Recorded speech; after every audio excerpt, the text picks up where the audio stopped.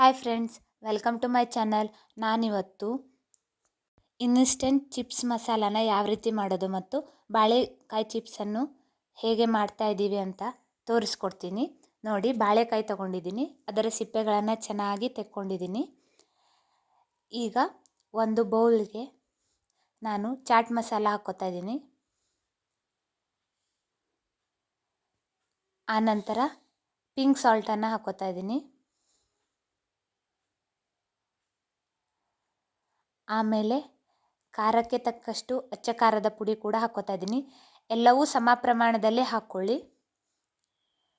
ಈಗ ಕುದೀತಾ ಇರುವ ಎಣ್ಣೆಗೆ ಚಿಪ್ಸನ್ನು ಈ ರೀತಿ ಸ್ಲೈಸ್ ಥರ ಮಾಡಬೇಕು. ನೋಡಿ, ಚೆನ್ನಾಗಿ ಬೇಯಿಸಬೇಕು. ನೋಡಿ, ಈ ರೀತಿ ಗರಿ ಗರಿ ಆಗುತ್ತೆ.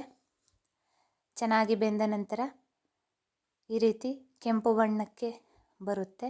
ಈಗ ಇದಕ್ಕೆ ಇನ್ಸ್ಟೆಂಟ್ ಚಿಪ್ಸ್ ಮಸಾಲಾನ ಹಾಕ್ಕೋತಾ ಇದ್ದೀನಿ. ಚೆನ್ನಾಗಿ ಹಾಕ್ಕೊಳ್ಳಿ ಮತ್ತು ಚೆನ್ನಾಗಿ ಮಿಕ್ಸ್ ಮಾಡಿ. ಈ ರೀತಿ ಚೆನ್ನಾಗಿ ಮಿಕ್ಸ್ ಮಾಡಿದ ನಂತರ ರುಚಿಕರವಾದ ಬಾಳೆಕಾಯಿ ಚಿಪ್ಸ್ ಸವಿಯಲು ಸಿದ್ಧ. Thanks for watching.